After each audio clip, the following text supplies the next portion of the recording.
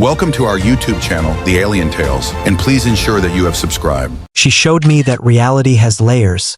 We exist in all of them simultaneously. In some dimensions we're lovers, in others enemies, in some we never meet. She's teaching me to navigate the multiverse of us. The universe hiccuped, and suddenly I was kissing my worst enemy. One moment I was arguing with Thessaly Vorn about her reckless disregard for temporal safety protocols in the university's quantum lab, and the next, her lips were pressed against mine with startling familiarity.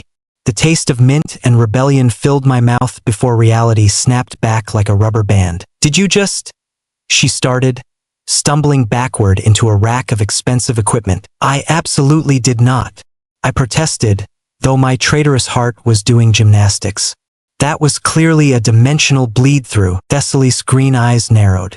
As the head of experimental physics, she had a reputation for being brilliant, beautiful, and absolutely insufferable.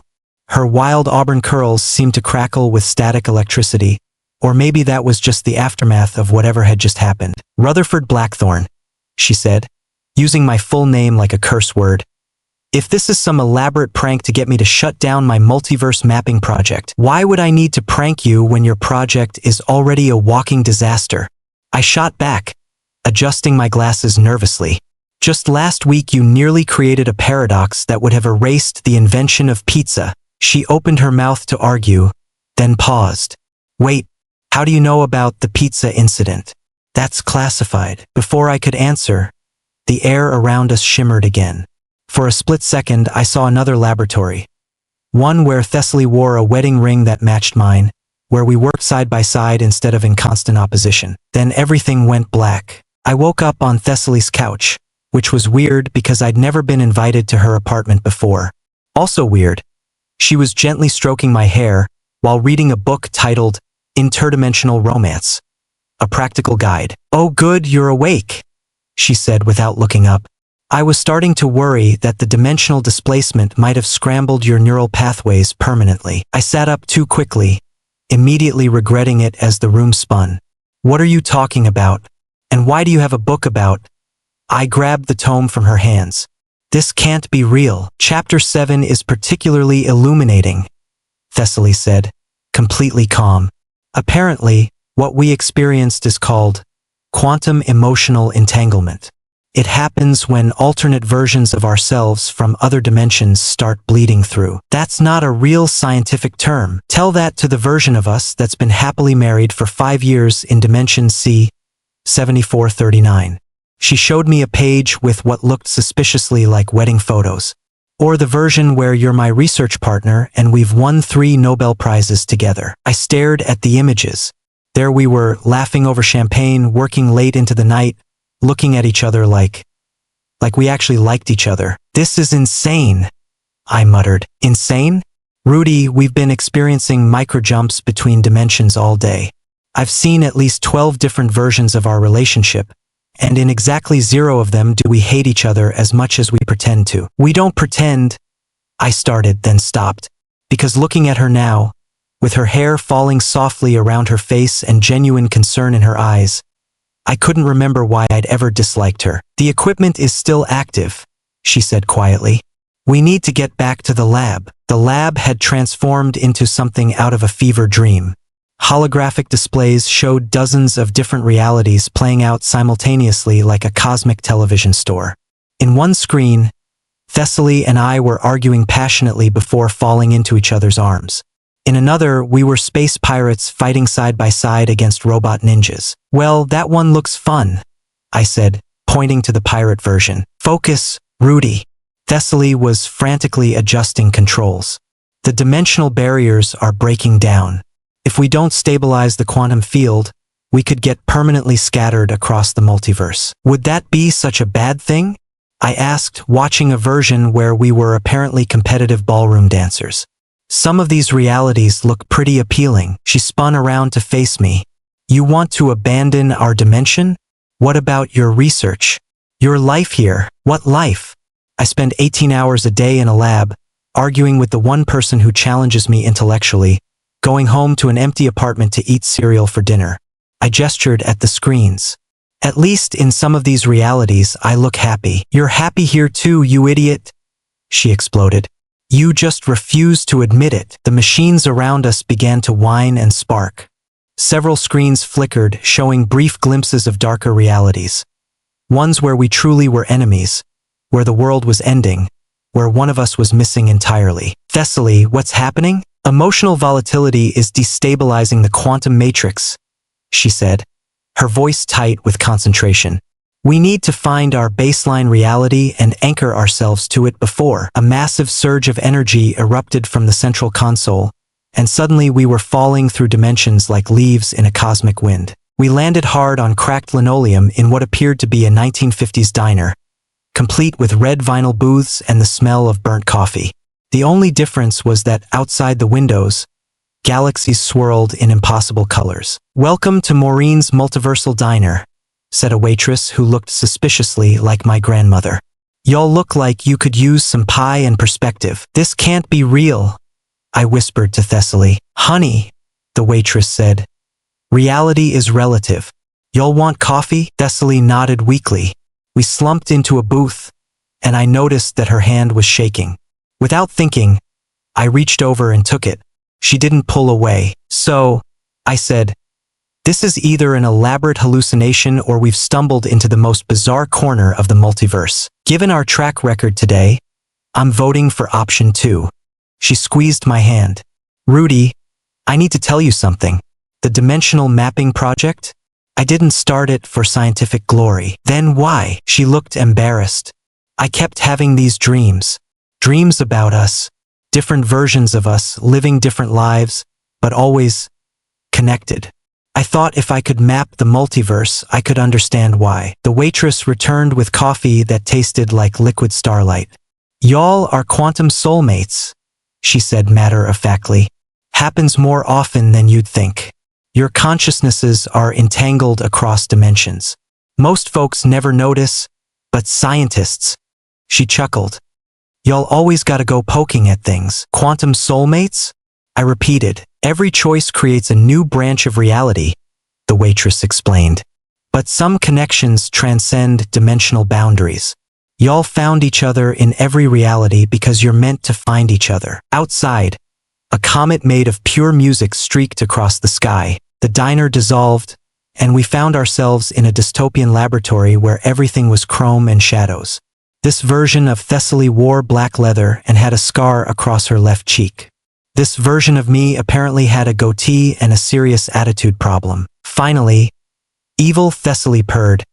"The interdimensional tourists arrive." "We're not tourists," I said, then winced at how my voice cracked. "Oh, but you are," evil me said, emerging from the shadows with a weapon that looked like it could atomize reality itself. "You're tourists in your own lives, never committing to anything, never taking what you want." "That's not true," Thessaly protested. But evil Thessaly laughed. "Isn't it? In your dimension, you two dance around each other like frightened children. Here, we embraced our hatred. It was liberating, until it destroyed everything," evil me added with a grin. "Did you know that in this reality, we were lovers first, then rivals? Then we killed each other's mentor figures and declared eternal war. Much more dramatic than your pathetic professional disagreements." Evil Thessaly circled us like a predator. "The difference is, we're honest about our obsession with each other. You pretend it's intellectual sparring, but you're just afraid to admit you're in love." "We're not in love," I protested automatically. Both evil versions laughed. "Oh, honey," evil Thessaly said. "You're in love in every dimension. The only variable is whether you're brave enough to do anything about it." The weapon in evil me's hands began to glow. "Now, let's see what happens when we eliminate the competition." But before he could fire, another dimensional slip yanked us away. We tumbled into a beautiful garden where an outdoor wedding was in progress. The bride looked exactly like Thessaly, radiant in flowing white silk. The groom looked exactly like me, but with better hair and considerably more confidence. "Oh, this is awkward," other me said cheerfully as we crashed into the cake table. "Are you us from before the wedding? Because if so, spoiler alert." She says yes. Other Thessaly laughed, a sound like wind chimes. "Don't mind him. He's been insufferable since I agreed to marry him. Though I have to admit, seeing you two covered in frosting is rather endearing. I looked down. We were indeed covered in wedding cake. Thessaly had buttercream roses in her hair, and I appeared to have face-planted into the chocolate layer. How did you two end up together? Thessaly asked, wiping icing from her cheek. Oh, it's a great story, Other Me said. We had a huge fight about quantum theory. She stormed out of the lab. I chased after her in the rain, and I told her she was the most infuriating and brilliant person I'd ever met. Then she kissed me to shut me up. It was very romantic, Other Thessaly agreed, though he left out the part where he slipped in a puddle and fell face first into a hot dog cart. That added to the charm. Other Me protested. I caught Thessaly's eye. She was smiling, really smiling, for the first time since this whole adventure began. The quantum field is destabilizing again, she said softly, watching the edges of the garden begin to blur. I know, I replied, but maybe before we go back, we should figure out what we actually want. The wedding guests began to fade like photographs left in sunlight. We found ourselves back in our original laboratory, but it felt different now. Smaller, more fragile. The dimensional equipment was sparking and smoking, clearly on its last legs. We have maybe 10 minutes before the quantum matrix collapses entirely, Thessaly said, running diagnostics. After that, the dimensional barriers will solidify, and we'll be stuck in whatever reality we're in. And if we don't choose, random assignment, we could end up anywhere. She paused, not meeting my eyes. Including realities where we never meet at all. The weight of that possibility hit me like a physical blow. A universe without Thessaly Vorn, without her brilliant mind, her infectious laugh, her way of challenging everything I thought I knew about the world, felt impossibly empty. Thessaly, I said, then stopped. After everything we'd seen, after glimpsing all those other versions of ourselves, the words I needed to say seemed too small and too enormous all at once. I know, she said quietly. I feel it too. The connection. It's not just quantum entanglement, is it? No, I admitted.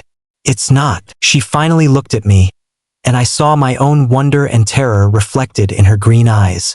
What do we do with that? Before I could answer, alarms began blaring.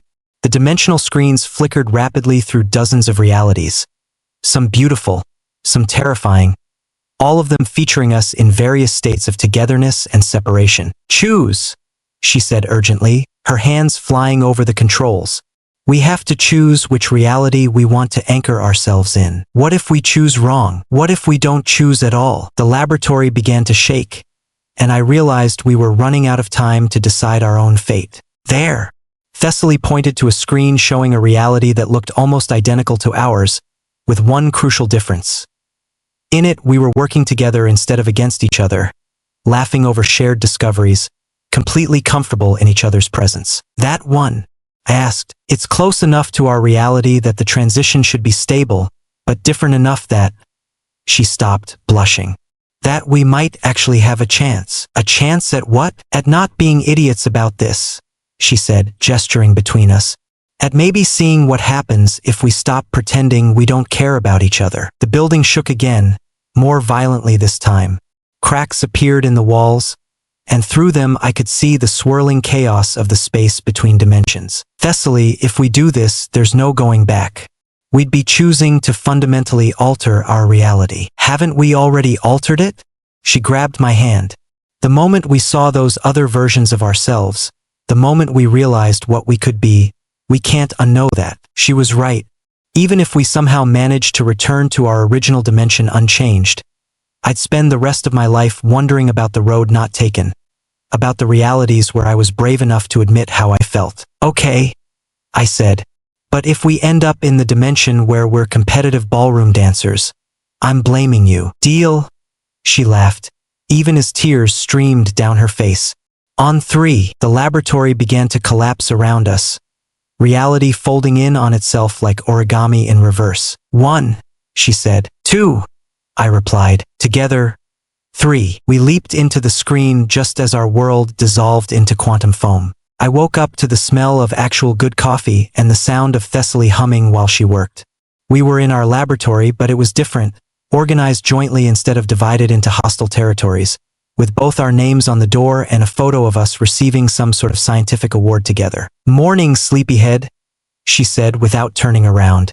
"I've been running calculations on yesterday's dimensional breach.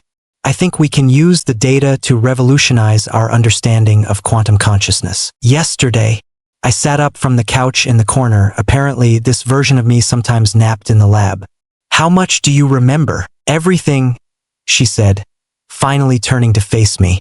"The question is, how much do you remember?" I looked at her, really looked. She was still Thessaly, still brilliant and beautiful and slightly chaotic, but the edge of antagonism was gone. In its place was something warmer, more open, more like the woman I'd glimpsed in all those other dimensions. "I remember kissing my worst enemy," I said carefully. "I remember kissing my research partner," she replied, "who, for the record, is not my enemy and never really was." "What were we fighting about all those years?" She grinned. "Sexual tension, mostly. Turns out interdimensional travel is very clarifying." I laughed, actually laughed, and realized I couldn't remember the last time I'd done that in the old reality. "So what happens now?" "Now," she said, walking over to sit beside me on the couch, "we see what we're like when we're not sabotaging ourselves." She leaned over and kissed me, soft and sure and nothing like the desperate collision from the other dimension. When we broke apart, I noticed something new in her eyes. Possibility. 6 months later, I was grading papers in our shared office when Thessaly burst through the door with manic excitement. "Rudy, you'll never believe what I found in the quantum resonance data." "Let me guess," I said, not looking up from a particularly painful essay about temporal mechanics. "Evidence of more dimensional bleeds? Better." She plopped down in my lap, scattering papers everywhere. "I found traces of our original dimension that got my attention." "What do you mean?" "I mean our old reality, the one where we spent 5 years pretending to hate each other. It's still out there, still accessible." She pulled up holographic displays showing familiar quantum signatures. "We could visit." "Why would we want to do that? Aren't you curious?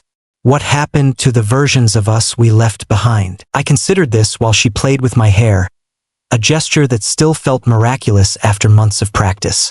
"You know what I think happened to them?" "What?" "I think they figured it out too. I think the moment we leaped into this reality, they realized what they were missing. I think maybe all that dimensional instability created a feedback loop, and every version of us across the multiverse started waking up to what was right in front of them." "That's a beautiful theory," she said. "Completely unprovable, but beautiful. The best theories usually are." She kissed my forehead. "So, no visiting our old reality?" "Maybe someday," I said. "But for now, I'm pretty happy with this one." Outside our window, snow began to fall, and I realized that in all those other dimensions we'd glimpsed, I'd never seen one quite like this. One where we were simply, quietly, contentedly ourselves. "Hey, Thessaly?" "Yeah." "In all the realities we saw, which one was your favorite?" She smiled. "This one. Always this one." The end.